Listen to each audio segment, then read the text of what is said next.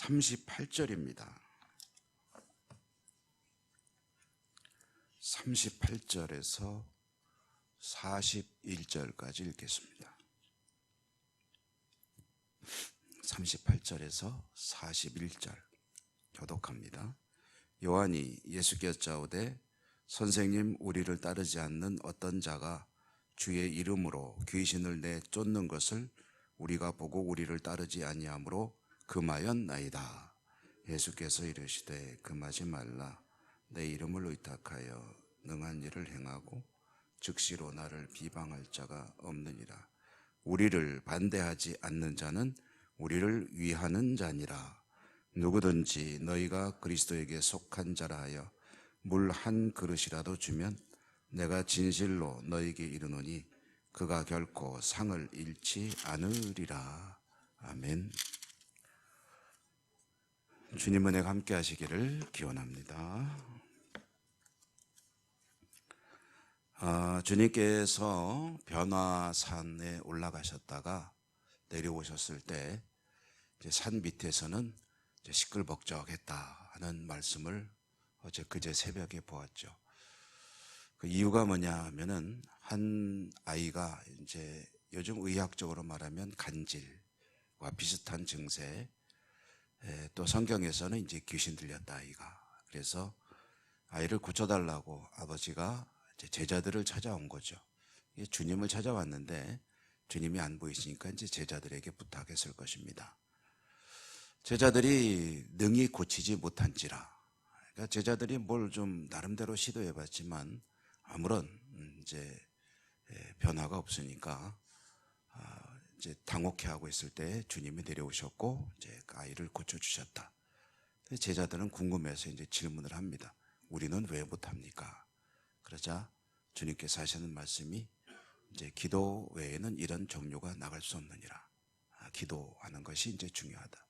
이 말은 기도하는 사람이 이와 같은 능력을 행할 수 있는 것이다 라는 그런 말이 되겠죠. 근데 뒤집어 말하면 기도하지 않으면 이런 일을 행할 수 없다라는 능력을 행할 수 없다라는 것이 되겠죠.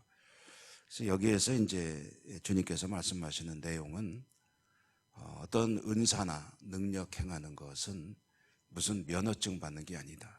그렇죠? 자격증이 주어지는 게 아니고 한 번 받아 놓으면 그걸 가지고 계속해서 사용할 수 있는 게 아니고 그 받은 은사가 유지될 수 있으려면 계속해서 이제 믿음이 뒷받침이 돼야 되는데 그 믿음이라는 게 이제 다른 말로 하면 주님과 함께 하는 것이다. 주님과 동행하는 것이다. 그래서 주님과 동행할 때 주님의 능력이 나를 통해서 나타나는 것이지 주님께서 무슨 선물 주듯이 했다 가져라 했을 때 은사를 받았다고 해서 그 은사가 계속해서 오랫동안 또는 영원히 유지되는 건 아니다 라는 그런 말씀이었죠.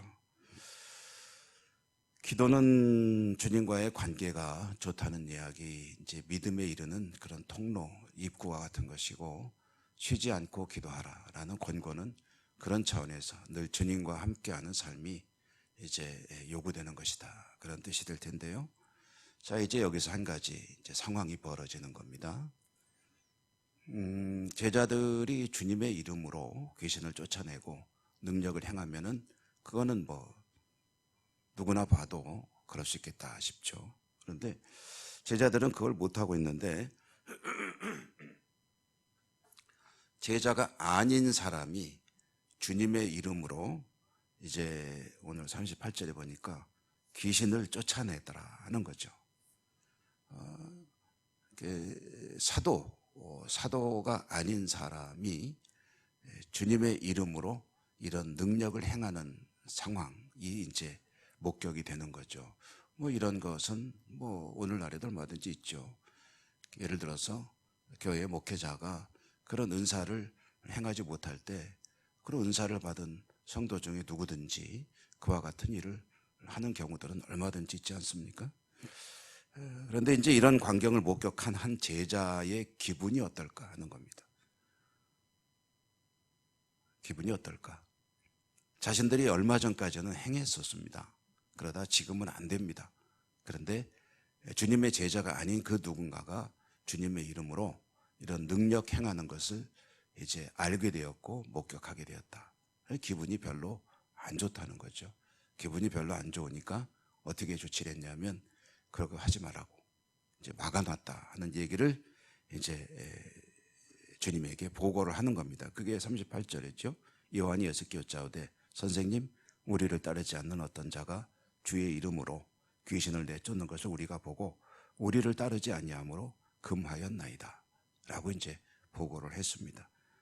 그 이야기를 들은 주님께서 이제 하시는 말씀이 39절과 40절인데 요점은 뭐냐 하면은 비록 너희들처럼 나를 따르는 그런 제자의 그룹에 들어와 있지 않다 하더라도 내 이름으로 능력을 행한다면 그 능력을 행한 그 사람이 내 이름으로 뭔가를 한 이후에 나를 비방하는, 나를 비판하는, 나를 반대하는 그런 일을 하겠느냐.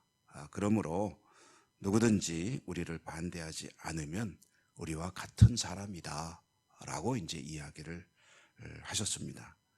그리고 이어서 하시는 말씀 41절에 보면 너희들을 내 제자인 줄 아는 누군가가 너희들을 내 이름으로 영접하면 물 한 잔이라도 대접하면 그러면 그에게는 반드시 상이 있을 것이다 라고 이야기를 하셨죠.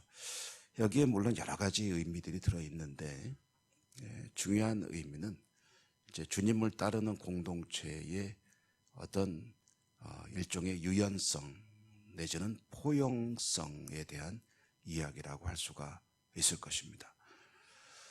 제자들은 자신들과 같은 그룹이 아니라는 이유로 주님의 이름으로 능력 행하는 것을 금지시켰다라는 것은 이것은 이제 좀 배타적인 모습을 보여주는 것이죠.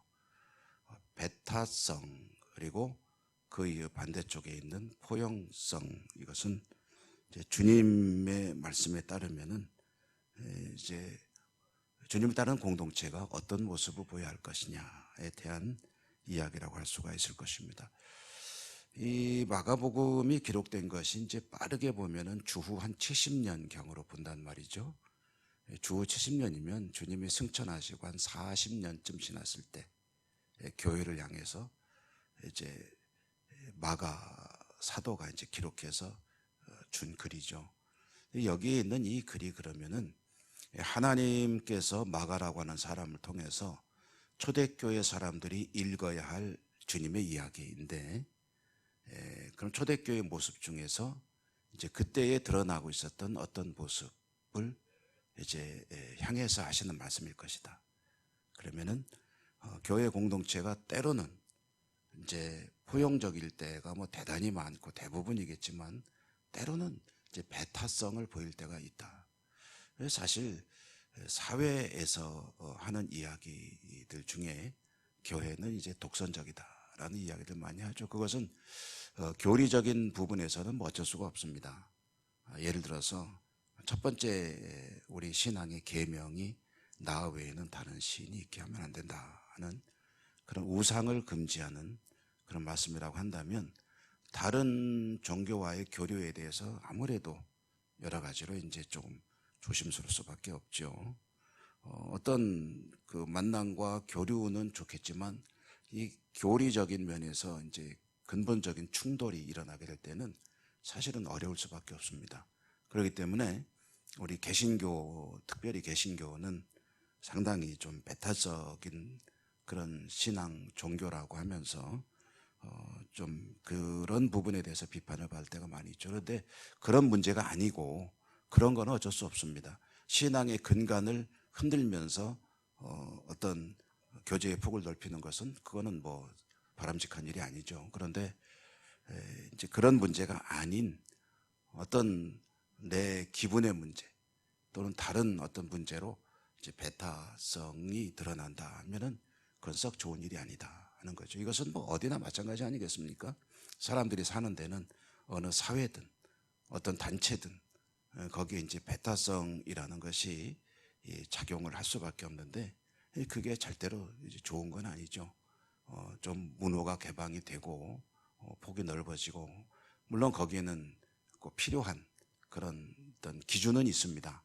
기준은 있어서 무분별한 그런 포용은 안 되지만, 또 그렇다고 해서 너무 엄격한 그런 배타성으로 똘똘 뭉치는 그런 모습은 좋은 것이 아니다라는 거죠. 이것이 아마 초대교회 때 드러나던 문제였기 때문에 하나님께서 마가 사도를 통해서 이 이야기를 들려주신 것이 아니겠느냐.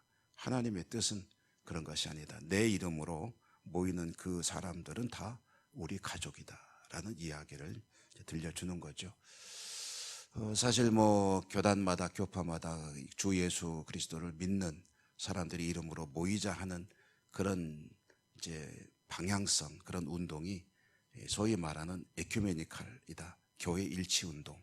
그래서 한 주를 믿는 사람들은 다 같은 가족입니다 라는 방향으로 나가는데, 이게 아주 확대된 운동이 이제 WCC라고 하는 운동이죠. 그래서 예수를 믿고 다 같이 주의 살과 피를 취한다고 한다면 그것은 한 가족입니다. 그러므로 서로 다른 부분은 한번 맞춰 나가 봅시다 하는 운동이 WCC이고, 이제 그 WCC에 참여하는 많은 교파들이 이거는 우리가 용납할 수 없는 거다 해서 이제 그걸 말하자면은 이제 어느 정도 부정적으로 보는 그런 이제 개신교 교파들도 있습니다.